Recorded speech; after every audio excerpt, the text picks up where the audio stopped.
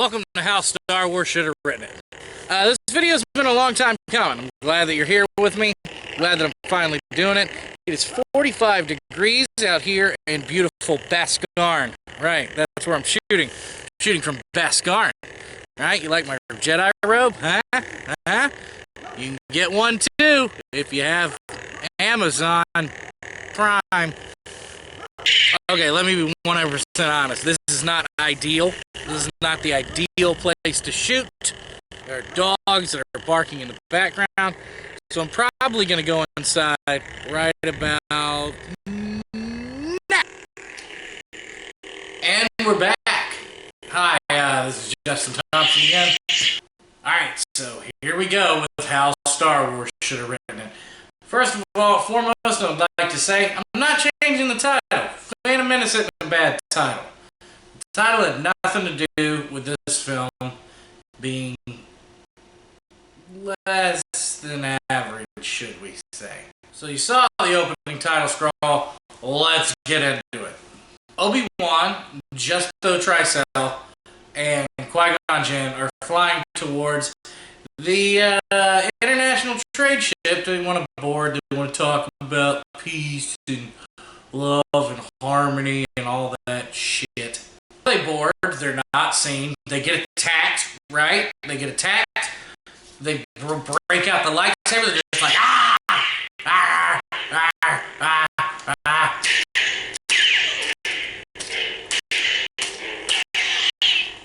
And shit. So, the three Jedis make it down to Aquax. Aquax is a planet that's made up of a gigantic, endless ocean and big, huge trees. These pockets of trees, right, constitute cities, right? And there's cities in the treetops, right? So that's what Aquax is. We're not doing Naboo. We're not doing Naboo, all right? Aquax is what I made up. Aquax is what I like. I even had conceptual art done by John Davis, as you can see right there. Whoa! John Davis! Yeah, he did me some art. Some Aquax art. That's right, you can see it right in front of this lightsaber that I'm using for special effect, I guess. I'll put it down. Thank you to John Davis. I'm going to be using several of these shots throughout this whole thing. John Davis, have him do you an art.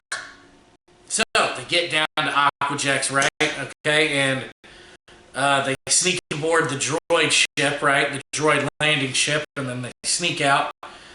And just though Qui-Gon and Obi-Wan Kenobi, they're trying to get away, and they run into a local. And it's not Jar Jar Binks. That's right. I wrote that motherfucker out. I wrote Jar Jar Binks out. Alright? Completely wrote him out of the fucking script. He is no longer in this fucking movie. And I am glad. And I'm sure most of you are glad, because what I did is a lot better. They don't run into Jar Jar Binks. You know they run into?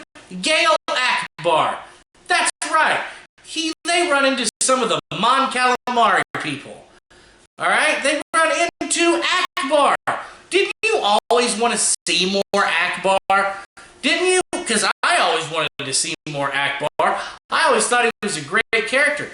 Plus, this gives you that little touch of nostalgia that you need from the original films that didn't seem like it was, that seemed like it was lacking a lot in this movie. Because other than Yoda and kind of a young Obi-Wan, I just didn't feel meh. So, they run into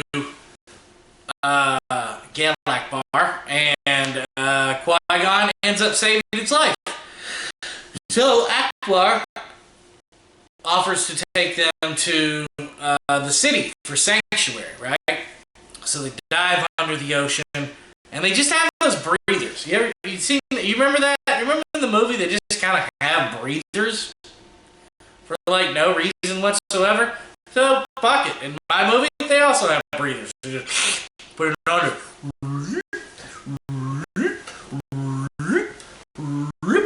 Underwater city, right? So once they're far away from the droid landing site, Akbar just tells them to follow him, right? And he's taking them to the city of Mon Cala, which is their home city. And Mon Cala is a sprawling urban city underneath the ocean, right? You ever play BioShock? Kind of the same concept here, but Star Wars, so spacey. When they get inside, they're asked if they can be taken to the leader, the chief, right?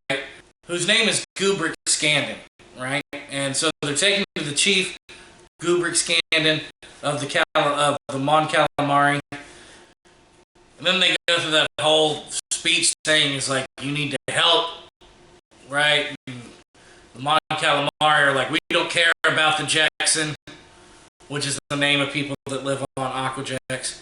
We don't care about the Jackson. We stay out of separate from them. We stay out of their business. They stay out of our business.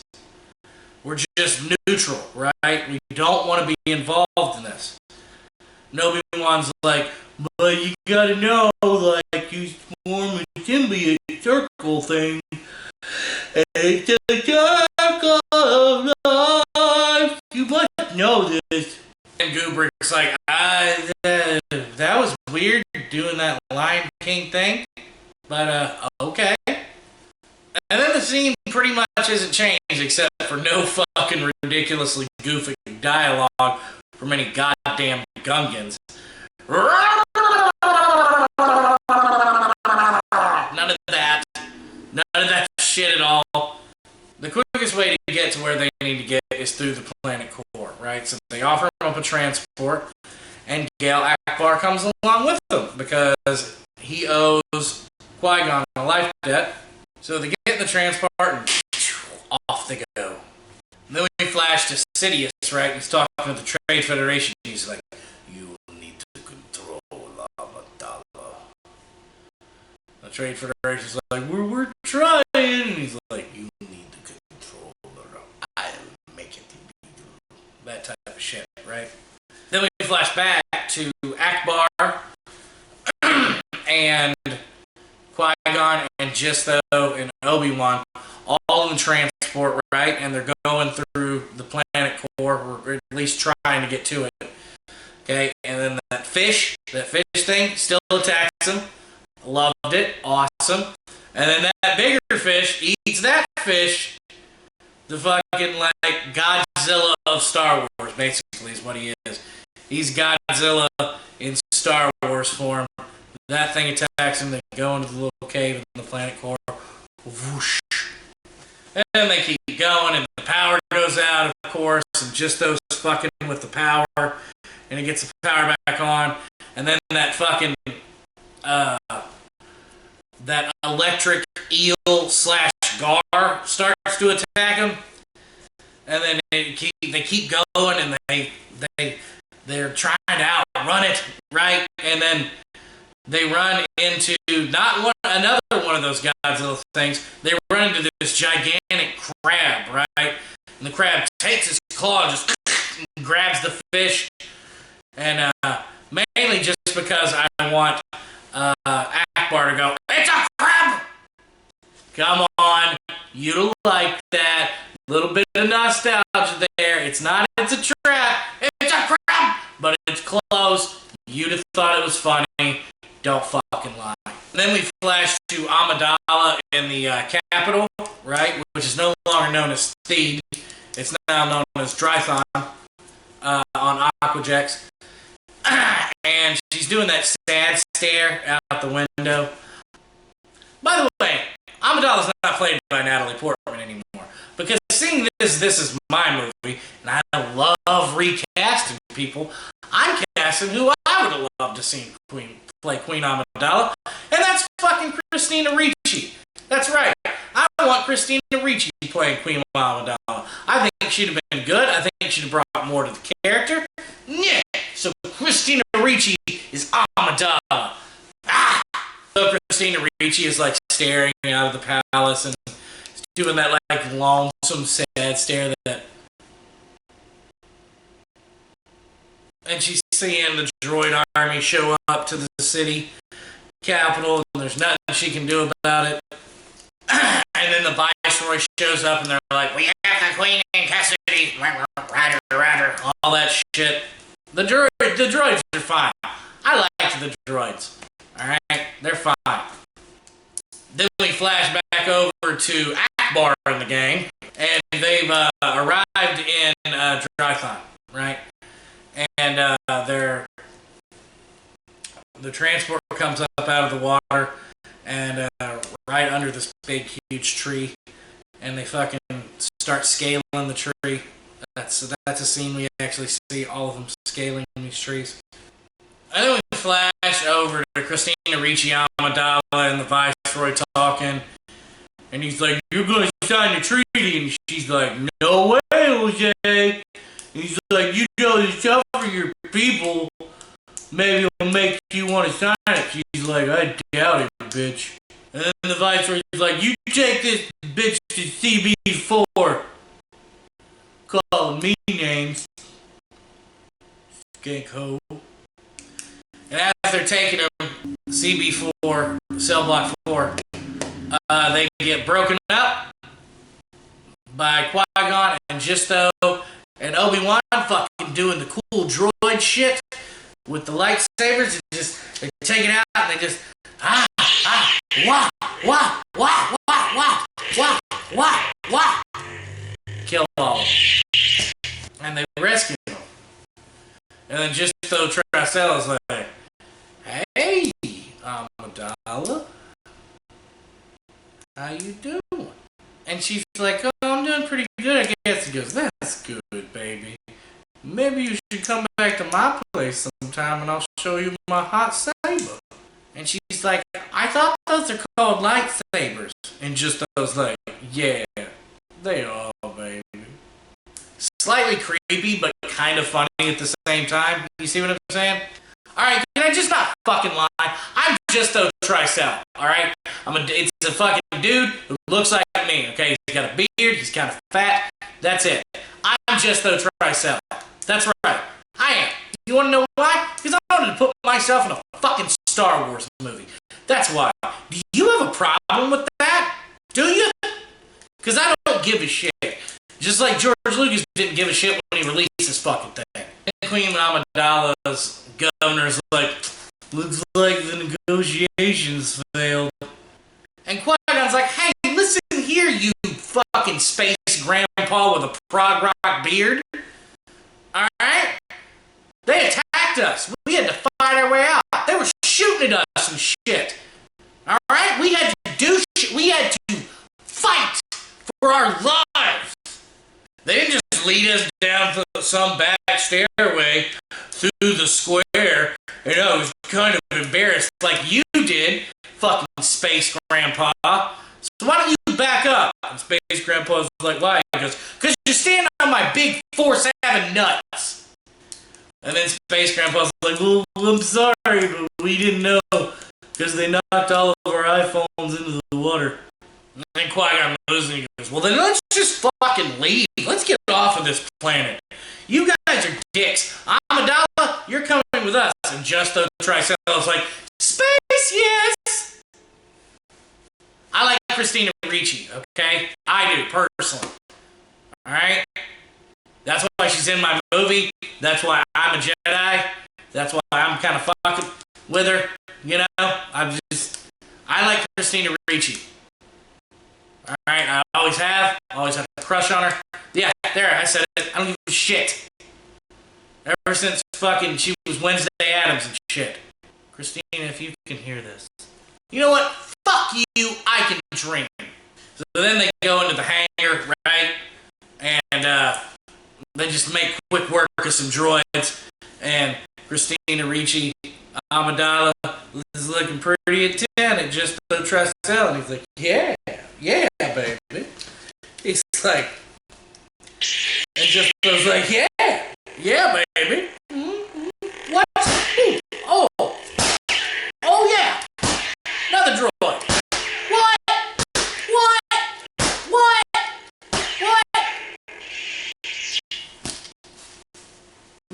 a little carried away there. But, you know. So they're on their way to Coruscant. And they go through and they run into the blockade, right? It's outside on the island. Or not island. Fuck. Planet. Excuse me.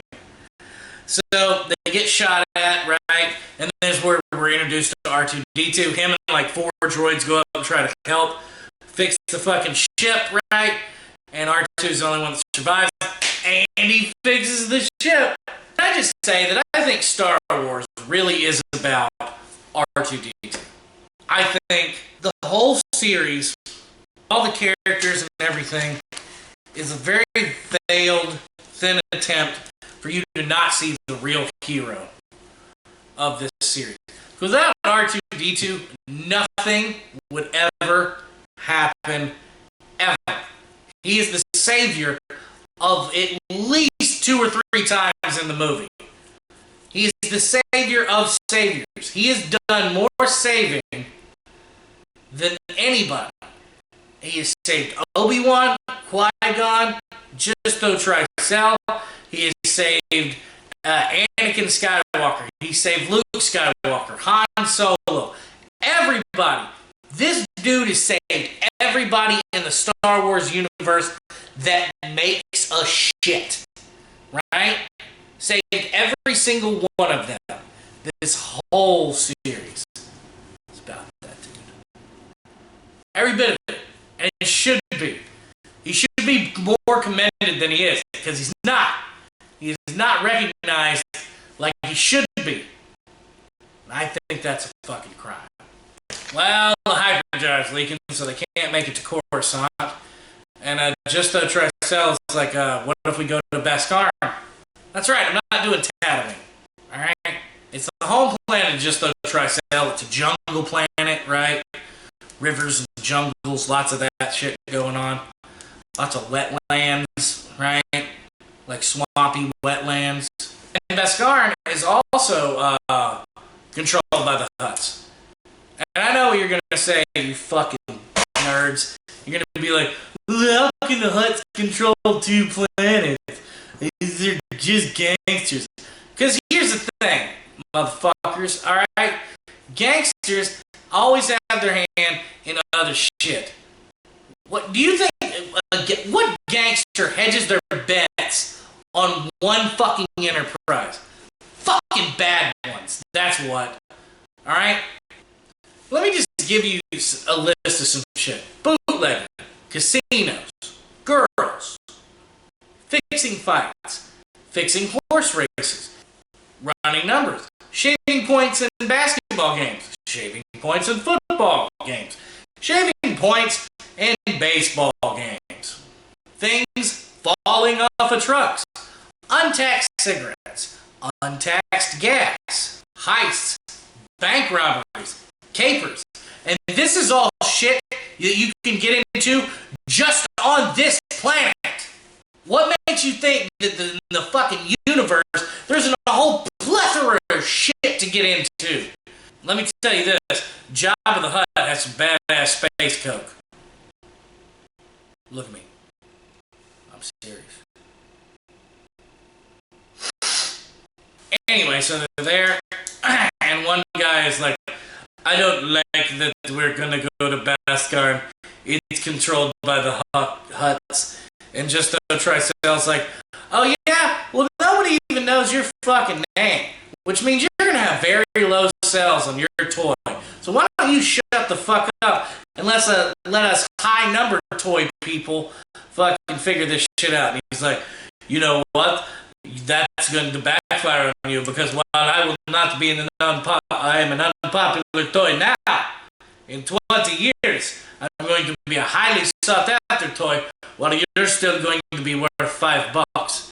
And just was like, oh shit,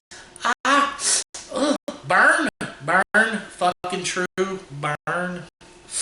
Oh. And that guy's like, I am the medical nurse G.I. Joe of this franchise. So I was like, alright, just sits back, he's humble.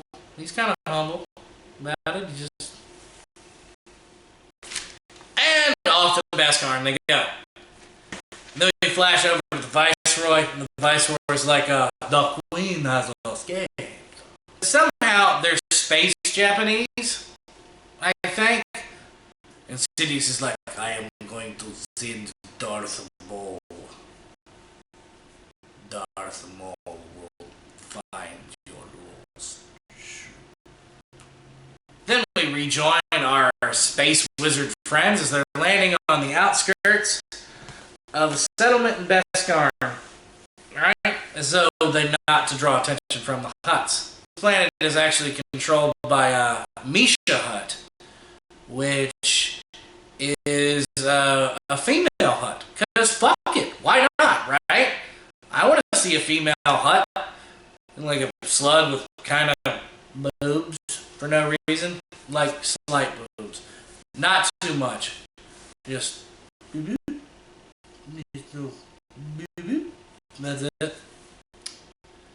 Nothing covering them, of course, because you want to see them naked slug titties. Oh my god, I really need help with the titty thing. So anyway, they land near the settlement of Lanadin. Obi-Wan stays behind to guard the Queen, and just though Trexel, Qui-Gon Jinn, R2-D2, and Padme go off into Lanadin to find parts for the hyperdrive, right? So they're walking through Lanadin, and all manner of aliens and droids are behind them, right, and walking in front of them and beside them, etc., etc., etc. And they go to the parts store, because I guess there's a fucking sign that says, hey, we have parts. Parts galore. So let's address the elephant in the room with this fucking blue dude, okay? This stereotypical flying space Jew. When Mel Brooks did Jews in Space, it was respected, and it was funny, because we understood that it was satire. This, though, this just seems ridiculous, alright? You have a greedy, grubby, big-nosed, flying space Jew, and you want him to be taken seriously. But when you have him to be taken seriously, it comes off as a little bit, oh, I don't know. What the fuck? Jews are some of my best friends. Seriously, Jamie Thompson is Jewish. Oh, did I out him? Don't listen to that, Germany. So I'm changing the blue flying space Jew to one of these three-eyed aliens, right? I love these two. We don't ever get to see enough of them in the Star Wars universe. So he's going to be the guy who they go to for parts now. And his name's Blythorn. All the same characteristics into him, and it doesn't come off as, what the fuck? Also changing who played little Anakin, right? Because I never liked the kid who played little Anakin in these movies. He seemed, I don't know, he just, something was off. I think we all knew something was off. So, seeing as the kid that is about 9, I'm going to pick a kid who is also about 9. Daniel Radcliffe is now going to be playing Anakin Skywalker. Young Anakin Skywalker, anyway. Which is perfect, because in 2001, 2 years away from now, he's going to be playing Luke Skywalker in Harry Potter, so that's going to be okay. What, nerds? Are you upset that I said that Harry Potter is Luke Skywalker? You're right, nerds. He's not Luke Skywalker. He's just an orphan who lives with his aunt and uncle, has powers that exceed normal, throwing an owl instead of R2-D2, right? Boom. You got yourself a kitty Luke Skywalker. It's funny that George Lucas created Jedis based off of wizards. Harry Potter was a wizard based off of Jedis. Deal with it, nerds! Ha! So Padme is introduced to Annie, and instead of doing that very weird thing that they did in this movie where they just he starts talking about angels. Angels are never mentioned throughout Star Wars except right here, and it seems very out of place and very odd. Are you an angel? I heard that there are angels.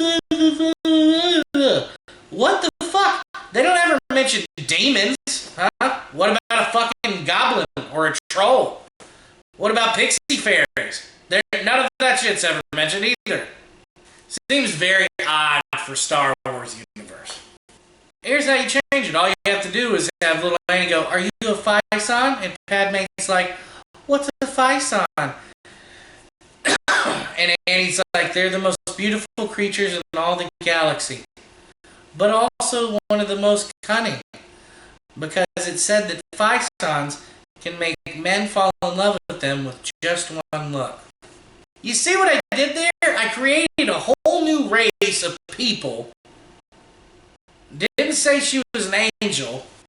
Used elements, basically, of Medusa. Right? I just had Medusa. I just changed the elements around. Medusa is now ultra pretty. And instead of the look killing somebody, turning them into stone, it makes them fall in love. Simple things. Simple things, people, and it made it better. I thought of that all while I was taking a crap. So then they do the story, it unfolds of how Annie got to Bascar and how he was originally sold to Misha Hut, right? And that Misha lost them in a bet on pod races to Blyfarn. We switch, and then it goes to Justo and Qui-Gon talking to Blyfarn about the hyperdrive. He's like, "How are you going to pay for this?" Justo's like, we have 20,000 Republican credits. Excuse me, did I say Republican? I meant Republic credits. Whew. And Blyfarn's like, "Your Republic credits are not good here." And Justo was like, "Credits will do fine." And Blyfarn's like, "Nah, they won't." And so Qui-Gon's like, "Credits will do fine." And he's like, "Nah, they won't, dude. What, do you think you're a Jedi? You're a Jedi doing this shit?" I'm force sensitive, right? Mind tricks don't work on me because I'm force sensitive. There you go. I explained that away really easy too. Ha! So then they come back in to Annie and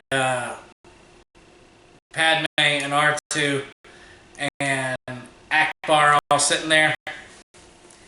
And they got, we gotta leave.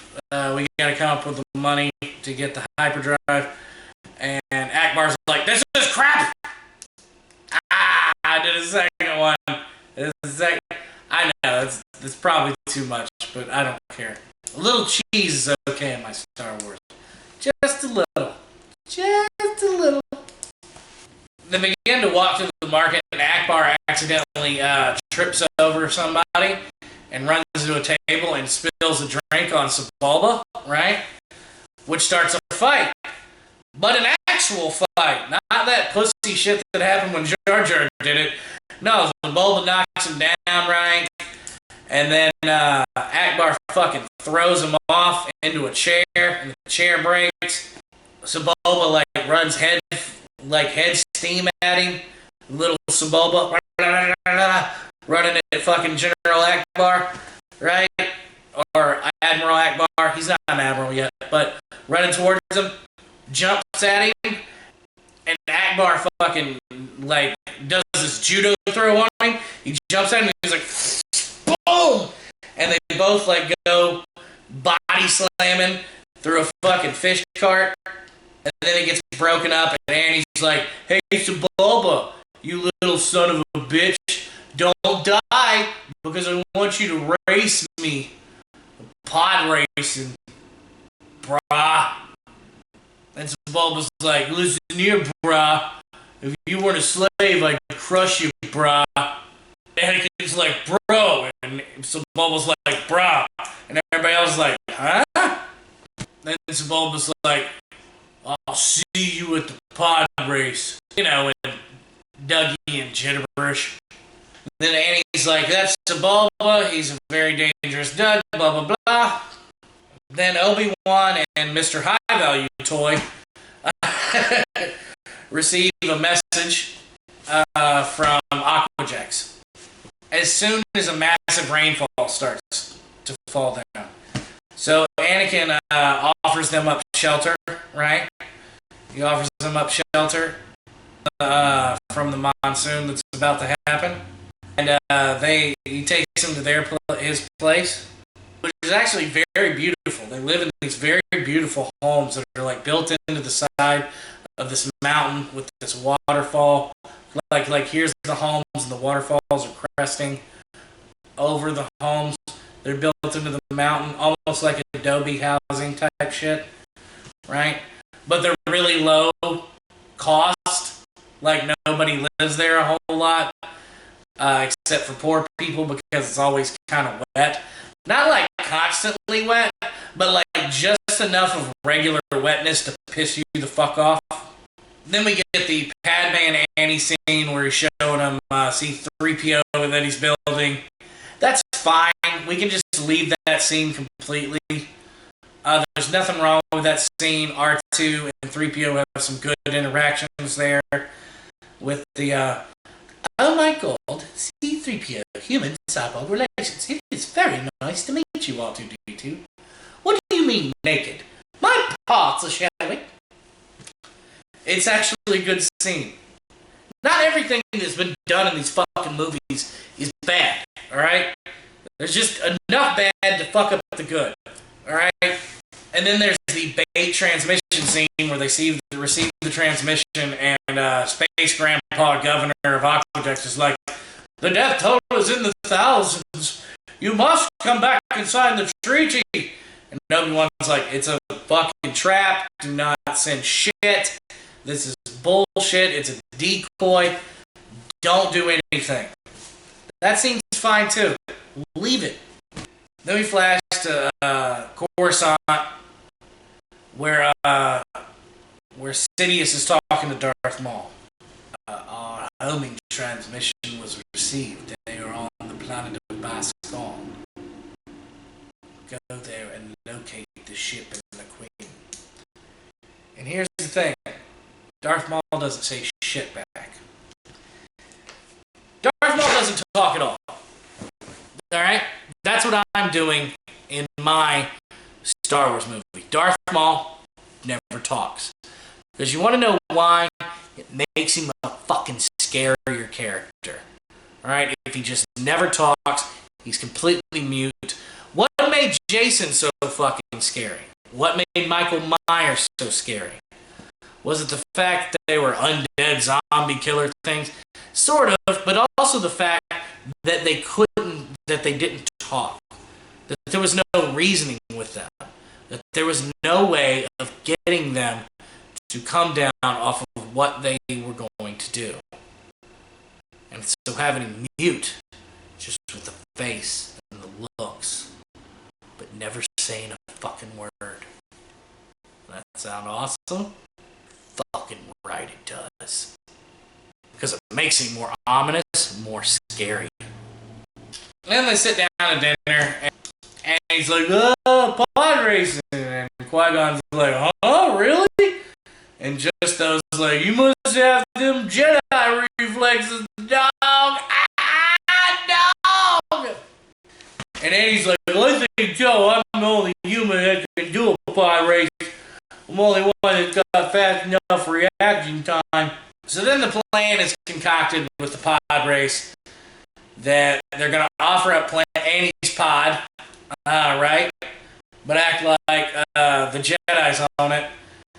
And they're going to sponsor him in the pod race. And if they win the pod race, they'll be able to get the hyperdrive, etc., etc., etc. That scene's also kind of fine. I mean, you change some dialogue up because there's a couple of little things like Annie going, yippee! And he did that a bunch in the movie. Every one of the yippee lines is cut, by the way. Yippee! I don't want my Darth Vader character being, yippee! I want my kid, him being a little ominous, but not like overtly ominous. You know what I mean? Just like, kid's got some callous to his soul. You know what I mean? And then we got Qui-Gon and Jisto talking to Anakin's mom about how they believe that he may be a Jedi, and who was his dad? And she's like, oh, didn't have a dad, you know, space Jesus. And it's that part of the legend that they latch onto. The fact that he was born without a father, with Jedi reflexes, so fast that he can actually do pod races. They think that he may be the one that can bring balance to the Force. Not metachlorians, alright? Metachlorians in this fucking series do not exist. Just like metachlorians in the first series didn't exist, they don't exist in this one either, okay? I don't like metachlorians. I don't like the metachlorian count. I don't like any of that shit. I think it's fucking stupid. I think it's a lot cooler to think that this is all some Zen type of shit than it is to be metachlorians. So metachlorians are gone. The whole metachlorian scene where he's like, well, I'm just checking your blood for infections, that's gone. The one where he's talking to Obi-Wan is like, ooh, his metachlorians are really high. And he's like, I know. He's like, higher than Yoda's. And he's like, really? That's gone too. I mean, here, just listen to this redneck about metachlorians. You got these fucking elitist East Coast intergalactic liberals coming out here trying to tell me shit about the fucking midichlorians. I don't give a shit about how it works. I just know that went in my goddamn bowl. Then Maul arrives on Bascar, right? He throws out those 3 droids and they take off and search pod race hangar. And Justo proposes an idea to Qui-Gon. He's like, look, we know this boy could be the fabled one of prophecy. We need to do whatever we can to get him out of here. And he proposes the idea that Qui-Gon eventually makes to Blyfarn. He's like, look, blah, blah, blah, blah.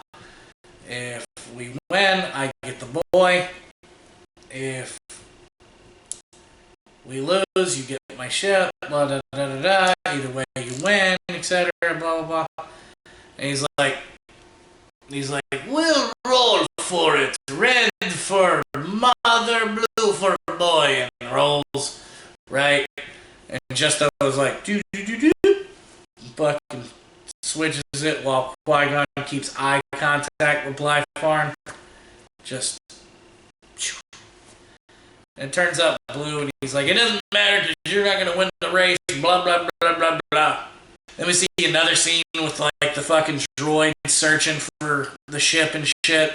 And then we flash to the pod race scene. That's right, we go to the pod race scene. Now, the pod race scene in this movie is going to be a lot different. Alright? First of all, they're in, like, a sunken canyon that's, like, got these 2 sides. Both sides are all grown up with vines. Except for this side over here, which actually has a sunken theater in it. Almost like, you know, one of the sunken theaters. With the bleachers all around, right? All the racers are lining up, and Greg Proops is still announcing. I like Greg Proops announcing their race. I thought it was fine. I thought there was nothing wrong with that.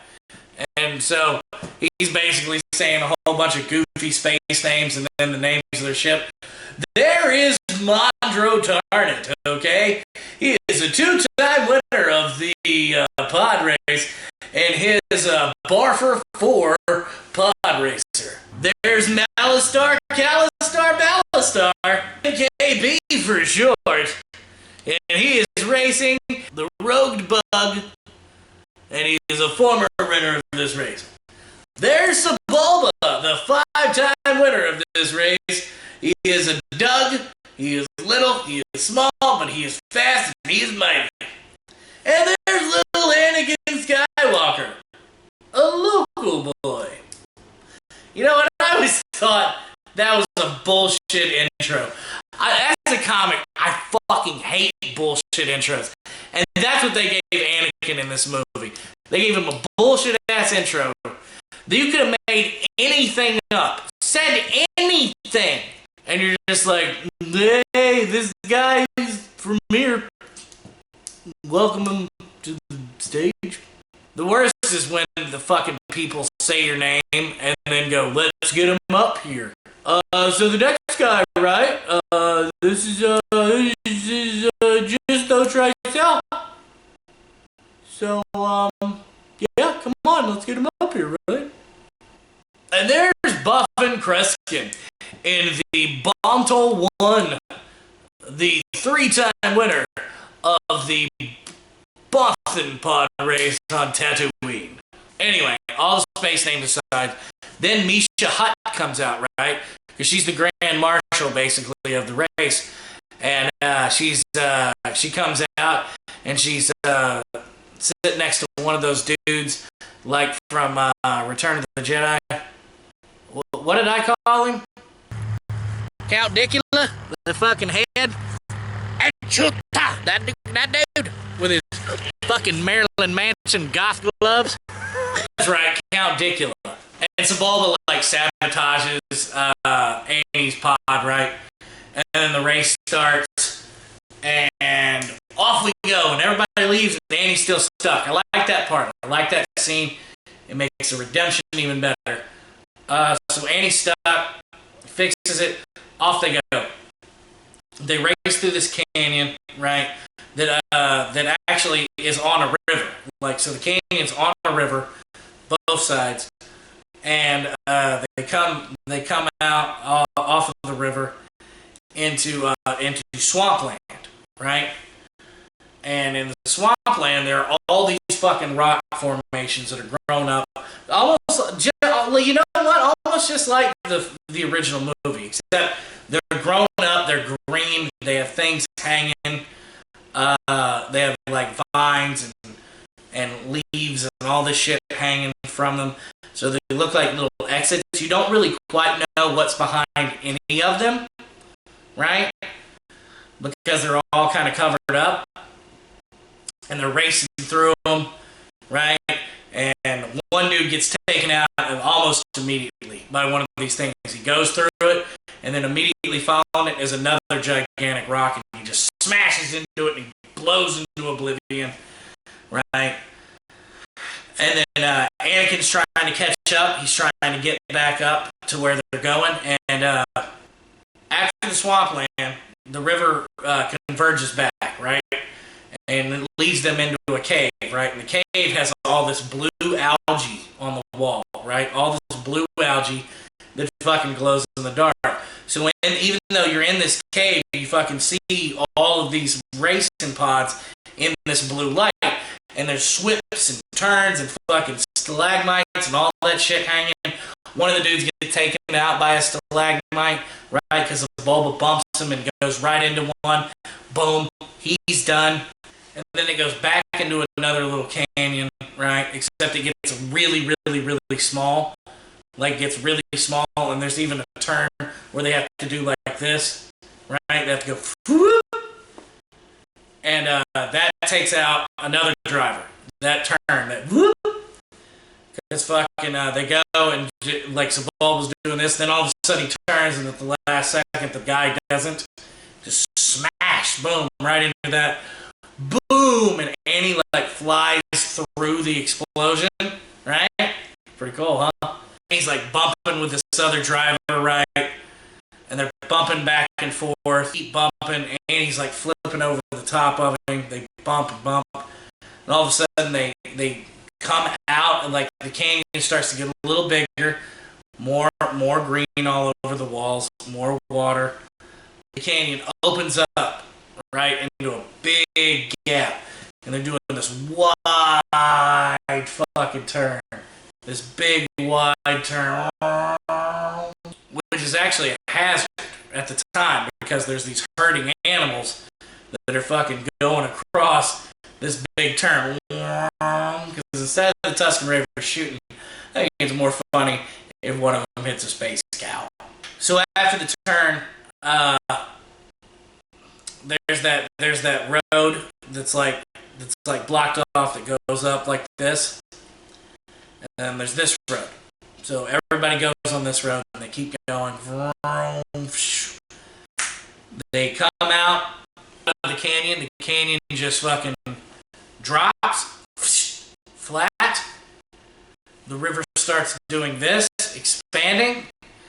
Then all of a sudden, off they go, fucking waterfall. And then they all hit the bottom because they have to turn off their engines, right? Because if they don't, they could fly into these fucking they could fly into these fucking gigantic rock formations that are up after the waterfall, right? So they all have to turn off their engines, fucking free fall with their pods, turn that shit back on, and fucking jerk off again. But right after they jerk off, and right after those big rock formations, it opens up into swampland again, right? The big last little ditch swampland, and then they fucking go across the finish line, and we're through lap 1. So all this shit keeps happening, right? Annie is bumping with this dude, which actually pulls off his fucking one of his pods, and he's able to reconnect it and get back into the race. So Bulba does the thing where he fucking throws that and boom, a dude blows up, catastrophic end, and they keep doing that, and by this time, at the end of lap 2, it's just Bulba and just Skywalker, right? And the race continues, and everybody's watching it on their little iPad. That's weird. Don't you think? That they actually had iPads? That's something Star Wars doesn't get credit for. They kind of brought up the iPad. Like, hey, look, we should watch shit on the screen in a stadium or wherever. It doesn't matter. Wouldn't that be cool? They don't get credit for that, and they fucking should. George, you should get iPad money. I'm just saying.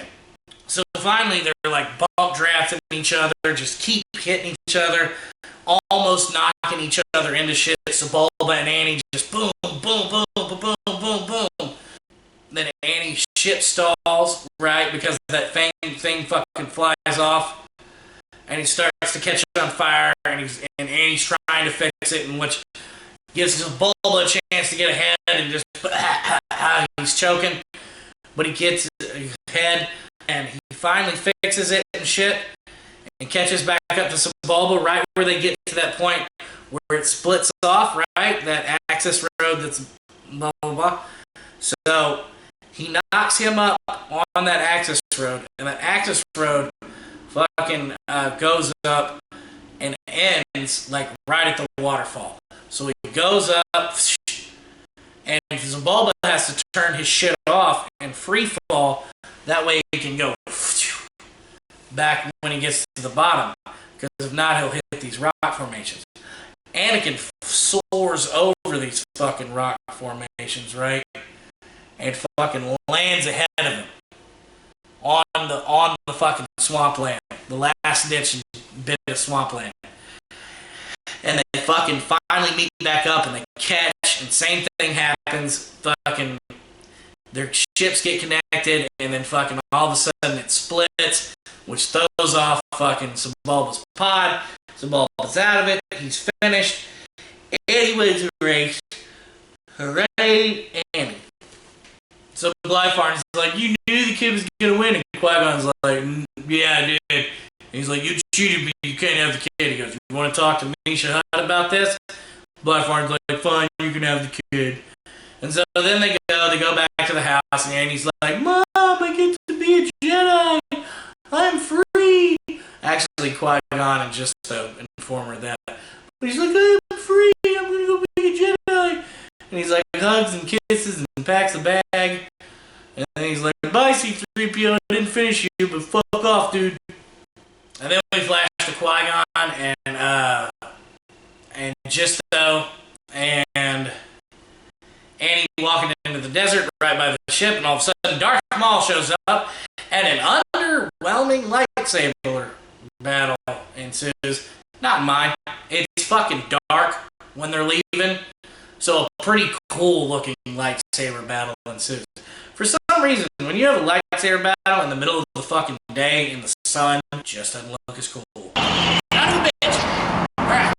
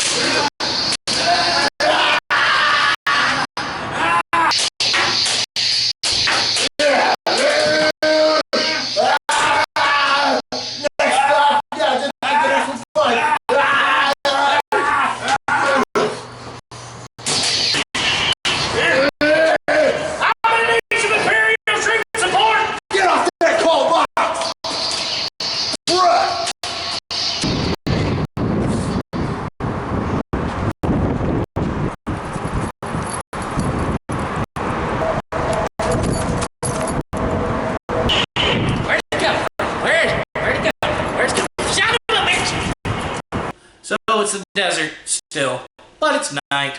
So you go.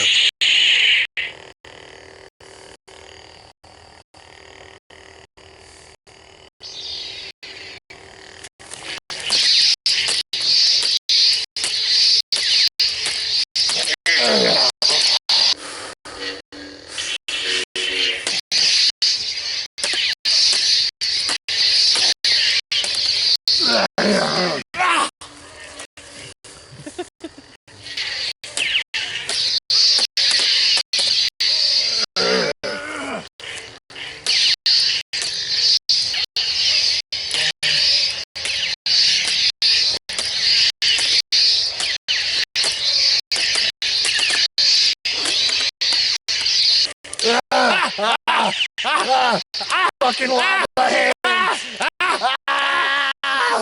I found your lightsaber, bruh.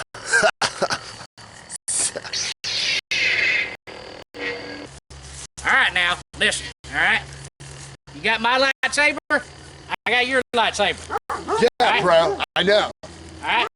I want mine back. You want yours back? I mean, I'll take it back, yeah. Alright, we're same time.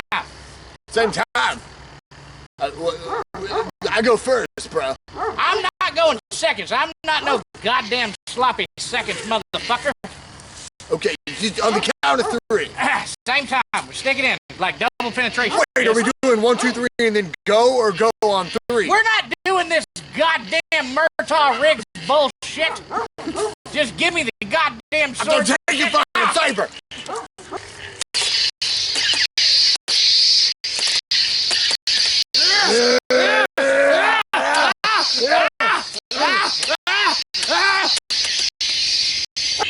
Motherfucking banters are loud.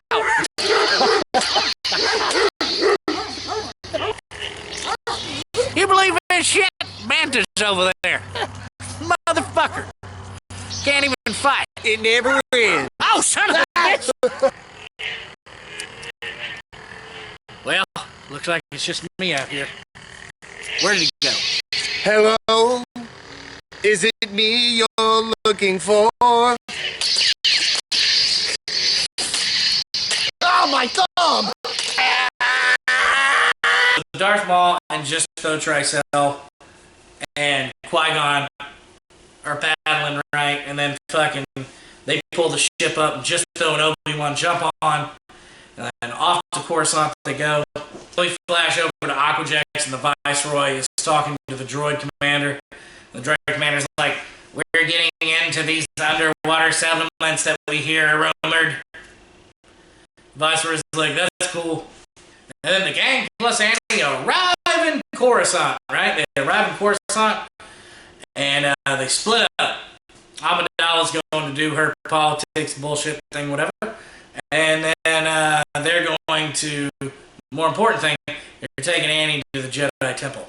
So they go to the Jedi Temple.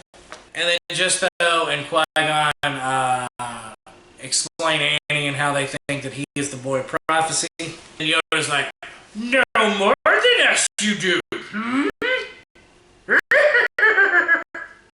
And then we flash over to Samuel L. Jackson playing Mace Windu. You know what? Here's what I'm going to do. I'm going to do something just because I love it. He's going to be Mace Windu, but he's going to look like Jules from Pulp Fiction. Right? He's going to have all the characteristics of Jules just for no reason. Where he's like, well, then bring the little motherfucker before us then. Flash over to Amidala. She's at the Senate. Blah, blah, blah, blah, blah. 5 minutes of boring space politics bullshit. Yada, yada, yada. ET people are shown. That's kind of cool. Only cool thing about that scene. And then they flash back to Annie. And he's doing all the tests and he passes. Your thoughts are lay on your mother. And she's like, yes, I miss her. And Yoda's like, afraid of losing her you are. And he goes, what does that have to do with it? And then Yoda still does the classic line. Fear leads to anger. Anger leads to hate. Hate leads to suffering. And Jules is like, and Mace Jules is like, speak your mind about your feelings, or I will strike down difference because I'm a Jedi and I can't have anger. So, I know a bunch of you nerds are also like, well, you know, technically, and I don't believe that the Jedi can have vengeance either. I don't think that revenge is something that they can do because that's why they changed Return of the Jedi's name. It was originally Revenge of the Jedi, but seeing as Article 217 of the Nerd Convention book says that a Jedi cannot actually retain vengeance, it was changed to Return. How about you fuck off and just let me do my goddamn movie? Then Amidala and Akbar are talking, right? And the Chancellor shows up, or the Senator Palpatine shows up, and he's like, I've been nominated for Chancellor. And she's like, yeah, whatever, fuck off, I'm going home.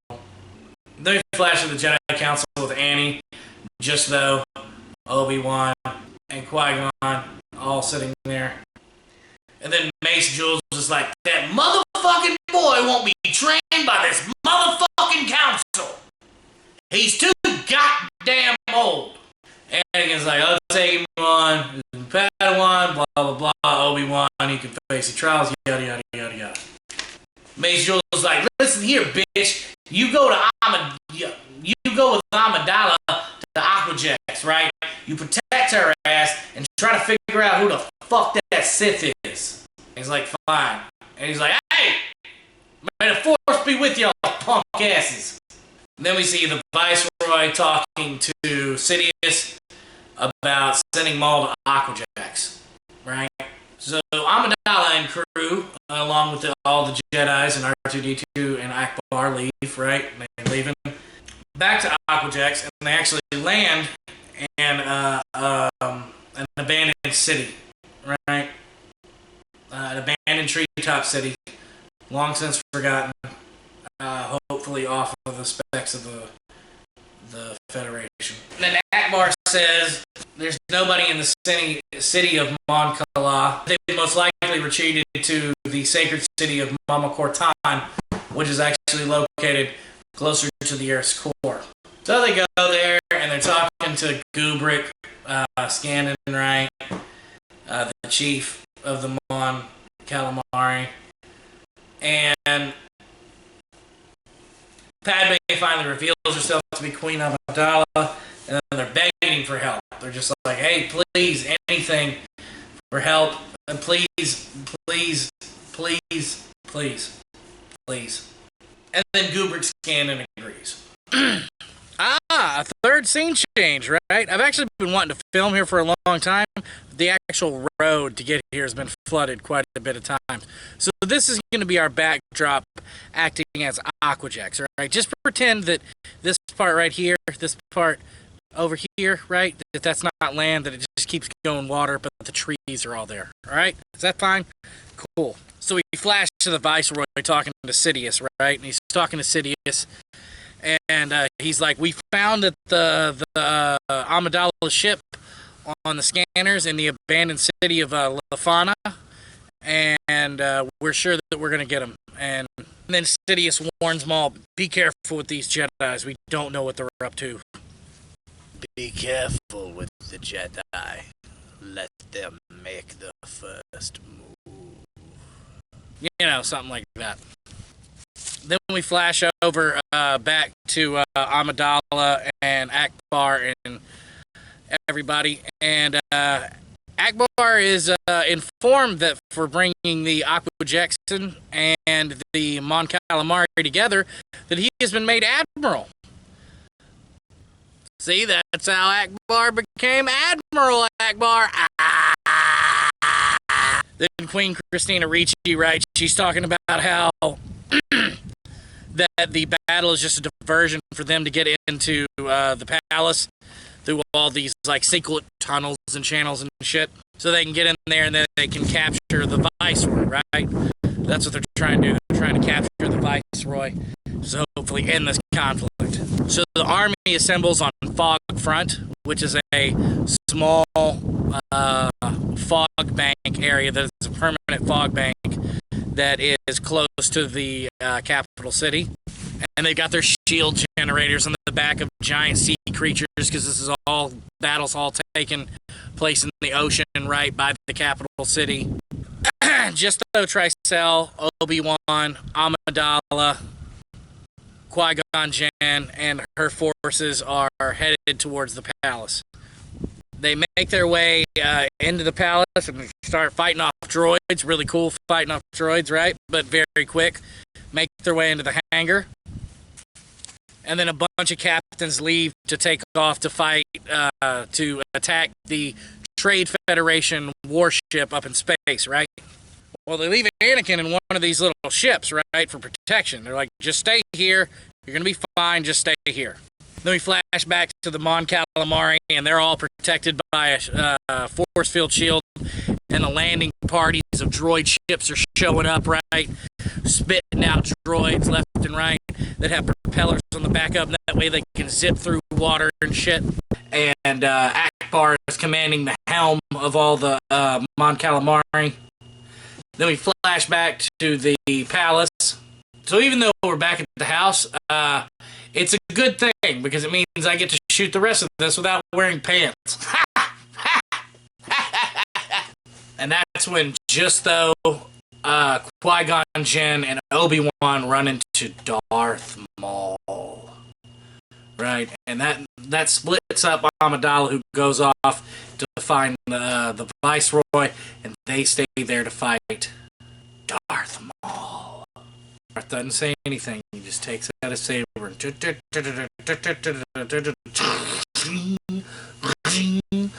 fucking the double saber is revealed, and you're just as goosebumped as I am when you fucking saw that for the first time.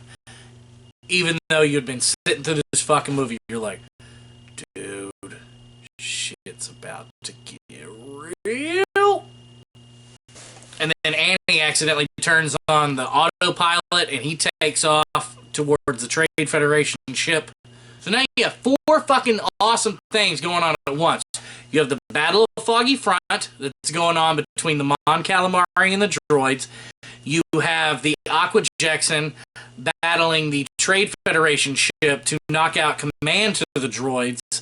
And you have the Jedis battling Darth Maul, Justo Tricell, Obi-Wan Kenobi, and Qui-Gon Jinn battling Darth Maul. And you have Queen Amidala going to capture the Viceroy. 4 awesome things, interchanging and switching and going back and forth and back and forth. Back and forth. A little bit of this, a little bit of that. You can get with this, or you could get with that. So the Jedis are battling, right? They're battling back and forth with Darth Maul, and some awesome shit's happening. A couple of flips here, a couple of fucking cool moves there. They knock fucking Darth Maul backwards, and he does this flip onto this fucking platform, and then they all 3 jump after him on the platform. Then Obi-Wan Kenobi gets knocked down to a lower platform, and fucking so does Qui-Gon Jinn, because Darth Maul takes something and throws it at him, which knocks him down to a lower platform. So it's just the Tricell and Darth Maul fighting at this point.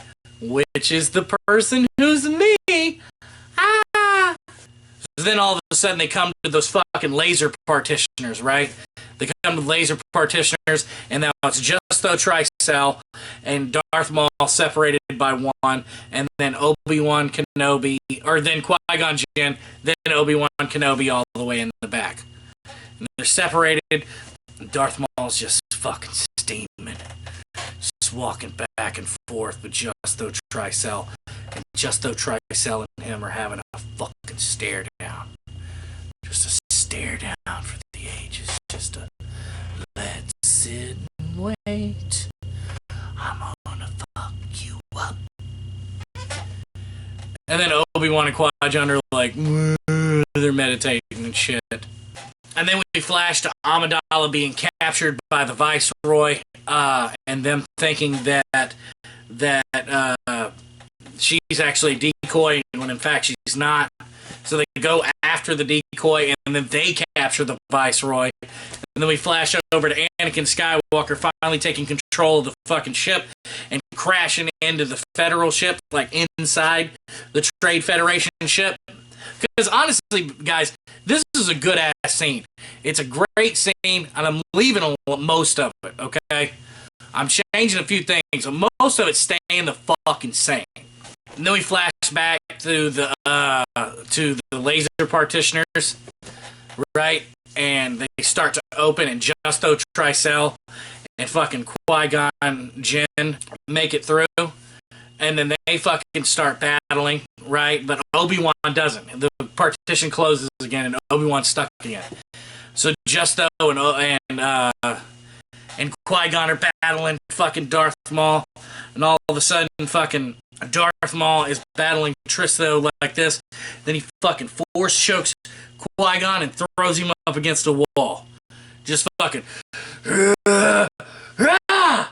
And he goes blap, and he drops his lightsaber, and Justo Tricell fucking goes to swing above him, and fucking Qui-Gon ducks and turns that double lightsaber boom, up and cuts Justo Tricell clean fucking in half from crotch to head, and then bam! He kicks the motherfucker and falls down the pit.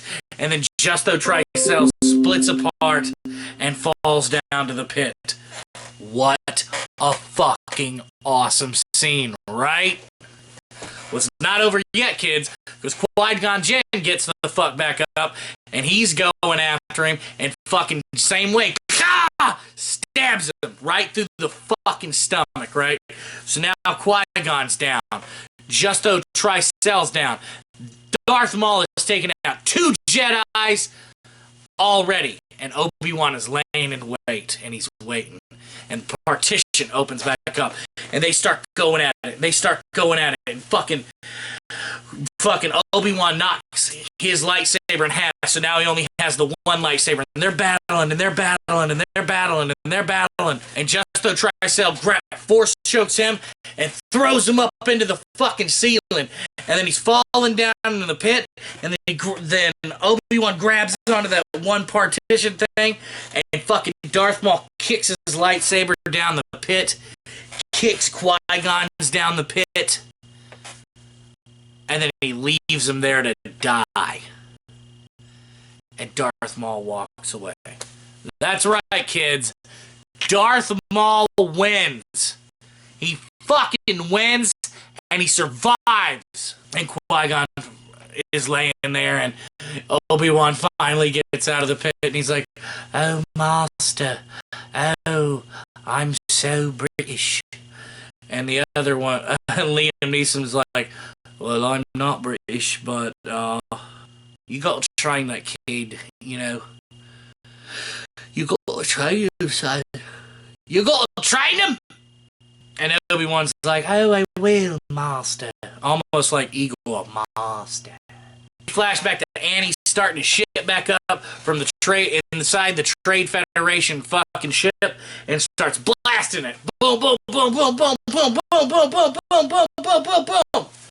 And fucking blows it up from the inside, goes off. The droid army is fucking completely shut down. The Mon Calamari just start fucking dropping them into the bottom of the they start dropping into the bottom of the ocean right in front of the Mon Calamari, just blue, blue, blue, blue. And then we see the Viceroy getting kicked out of Aquax and sent back to Coruscant to try to explain this to people. He's basically been captured. They're taking him to fucking faces his crimes. Then we flash to Coruscant, where Obi-Wan Kenobi is being told he's a Jedi Knight, and that and Yoda's like, "I don't want you to train the boy." Mm-hmm. And Obi-Wan's like, "Oh, I'm so sorry. I'm so British, but if you don't mind me saying, Qui-Gon believed in him." He's like, "Yes, many things Qui-Gon believed. Yes. Check under his skirt sometime, you should have." Mm-hmm. And then we flash to Qui-Gon's funeral, which is a burn pyre, as it always is. Except for Yoda. Yoda did the fade away tactic. It was very, very humble of him. He's like, you know what? I'm not going to make y'all do anything. Just take me, my body, my soul, and I'm going to disappear.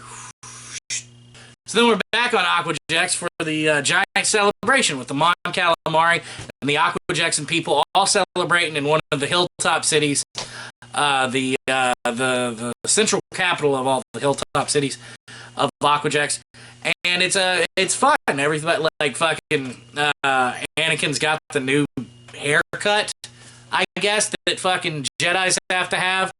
The fucking like crew cut with like the long fucking rat tail on the back. It's weird that that's a Jedi haircut, but whatever.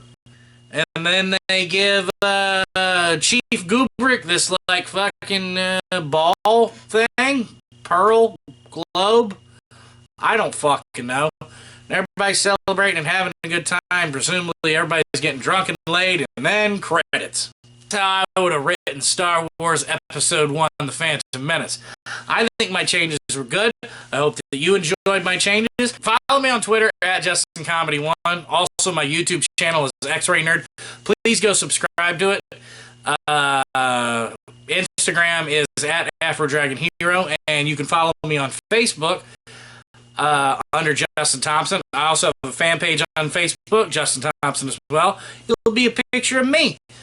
Go like it, and that's awesome. But I will see you next time on how Star Wars should have written it. And actually, coming up in a few weeks, we're starting back with fucking how The Walking Dead should have written it, and that's always going to be fun. We're going to get to check in and see what's happened to old Glenn, because Maggie's dead, and what's happening to poor Dad Rick, and what's going on with Shaolin Muck Eugene, and then what's happening with fucking John Travolta Negan. It's going to be a lot of fun. Anyway, I will see you in a couple weeks for episode 2 of How Star Wars Should Have Written It. Attack of the